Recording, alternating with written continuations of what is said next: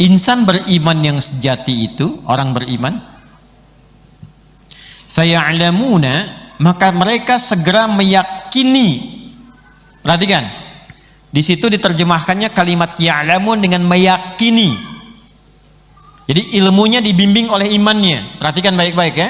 Di orang beriman itu senantiasa mendahulukan imannya dalam setiap perkara. Walaupun nanti ilmunya karena tipis ilmu, belum banyak, sehingga belum mampu membantu logikanya untuk mencerna, dia dahulukan imannya. Iman dulu, yakin dulu, baru hikmah datang membantu akalnya untuk memahami itu.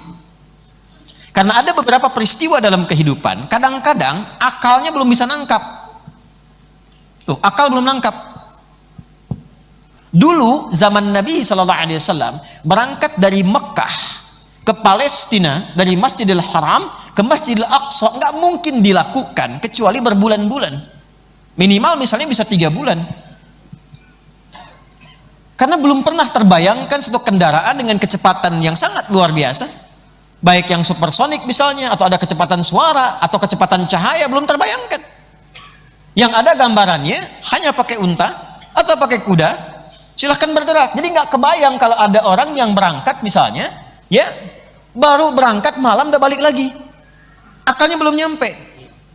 Maka dari itu mukjizat datang untuk menggugurkan ya konsep-konsep akal yang kadang-kadang merasa unggul, merasa hebat dengan akal itu. Maka terkadang datang dalam agama ketentuan yang ingin mengembalikan akal pada tempatnya. Maka ini yang dikatakan oleh Abu Bakar. Pada saat itu kelompok-kelompok Abu Jahal dan abu-abu yang lainnya, Abu Lahab ya. Kenapa Anda tertawa?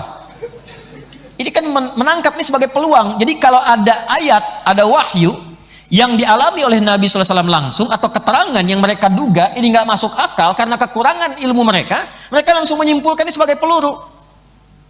Ya sama nanti kalau saya katakan, kalau tidak disebutkan kapan kejadian dan siapa tokoh sentralnya, itu akan terjadi di masa depan. Akan ada orang yang mencoba mengotak-atik isi Al-Quran dan menggunakan itu sebagai peluru untuk menyerang umat Islam sendiri, atau setidaknya menggugurkan keyakinannya. Nah, ini terjadi. Maka Abu Jahal, ini penting sekali. Jadi Abu Jahal itu waktu terjadi peristiwa Isra Mi'raj, ini rahasia, dia langsung menangkap itu sebagai peluang untuk menjatuhkan Nabi. Ini nih yang saya tunggu. Ini yang saya tunggu. Tinggal satu orang lagi. Kalau satu orang ini menangkap logika ini dalam pandangan dia dengan baik, maka selesai dakwahnya Muhammad sallallahu alaihi wasallam. Maka dia kejar temui beliau yang mulia itu, sahabat Nabi yang paling dekat, Abu Quhafah, Abu Bakar As-Siddiq. Abu Bakar waktu itu radhiyallahu taala anhu, yang sekarang kediamannya ada di lokasi Hotel Hilton itu. Jadi kalau Grand Zamzam, kirinya ada jalan, depannya ada toilet, sampingnya ada kipas angin, yang kipas angin Parlemen Quraisy. Nah itu yang Hilton yang lama ya, bukan yang baru. Itu kalau Anda naik ke atas itu, naik tangga, kemudian ada eskalator sedikit, keluar kanan itu ada musola. Nah, itu kediamannya rumah Abu Bakar As-Siddiq radhiyallahu taala anhu. Sebelah kirinya jualan sejadah, murah memang di situ, tapi ke kanan lebih bagus. Itu Abu Bakar As-Siddiq di situ. Datang ke situ, dia menyampaikan, ayo sini katanya, ada sesuatu yang penting. Udah merasa menang tuh, tinggal satu orang ini. Orang udah kumpul-kumpul semua, tinggal satu orang ini. Bagaimana pendapatmu? Orang ini menunjuk pada Rasulullah mulia sallallahu alaihi wasallam.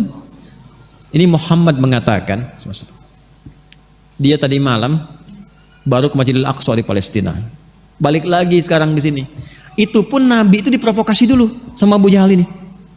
Abu Jahal itu rumahnya, kalau Anda bisa gambarkan, jadi kalau nanti Anda umrah atau haji, nanti bisa lewat situ, tahu gitu letaknya. Jadi posisinya di sini nih. Ini tempat deklarasinya ini ada di Jabal Qubais. Jabal Qubais itu yang sekarang ada Istana Raja di atasnya. Jadi kalau di sini ada Grand Zamzam, di sini ada Sofwa, Hotel Sofwa yang lama. Nah ini ada jalan, ini ada Istana Raja. Ini dulunya bukit namanya Jabal Qubais ini.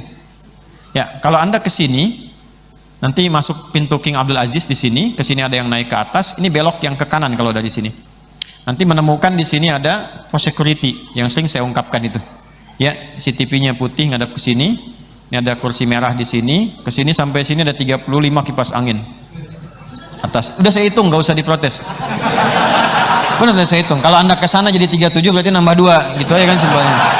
Nah. Ini pintu 26, Get Ismail. Ini ke sini ada bab Nabi, pintu Nabi. Di sini Nabi sholat 2 rakaat sebelum menunaikan Isra. Di sini. Jadi kalau biasanya teman-teman yang pernah ikut saya pernah tunjukkan ya. Kemudian ke sini nanti ada bab Ali, ke sini ada babus salam. Di sini rumahnya Abbas radhiyallahu taala anhu.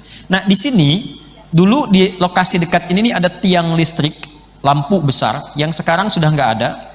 Tapi ada jembatan ke sini. Ini rumahnya Abu Jahal di sini. Nah, jadi dia bayangkan, dia provokasi Nabi. Nabi sudah berumah tangga dengan Sayyidah Khadijah, posisinya di sini, di ujung Marwah ini. Yang sekarang wilayah ini ada toilet sini ya. Nah ini di sini, itu dulu tempatnya Nabi. Nabi itu diajak Muhammad SAW. Jadi kenabinya bilang begini, umumkan, ini peristiwa besar. Harus tahu orang-orang di sini, kamu itu hebat dan sebagainya. Diumumkan, diangkatlah ke Jabal Qubais. Jabal Qubais ini simbol kekuasaan. Siapa yang ada di sini, artinya dia berkuasa, dia bisa merubah sesuatu. Makanya sekarang yang memegang Saudi dan sebagainya bikin istananya di sini untuk menunjukkan ini yang pimpin. Maka diajak naik ke sini, diminta menyampaikan, tinggal kata Abu Jahal satu orang lagi, kalau ini sudah menolak ajaran Muhammad SAW, selesai dakwah Islam. Maka dibawa ke sini, ini yang tadi Grand Zamzam, ini yang Safwa, nyebrang sedikit, ini ada jalan ke sini, ini jualan nasi-nasi India, IPB, India, Pakistan, Bangladesh, ini ada Merpati, masuk ke bawah ada mall. Yang di sini ada kemudian Hilton yang warnanya krem ininya, marmernya. Di sini ada toilet depannya satu, ini ada kipas angin yang di sini, tempat wudhu sebelah sini. Nah ini parlemen Quraisy di sini. Masuk ke sini, nah ini nah lokasinya Abu Bakar As-Siddiq. Dari sini kurang lebih lari ke sini, tarik. Apa jawabannya Abu Bakar As-Siddiq radhiyallahu taala anhu? Dikata beliau, ini belum disebut Siddiq.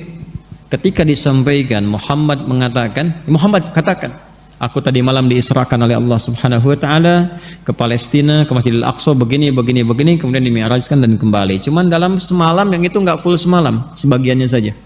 Maka apa kata Abu Bakar As-Siddiq?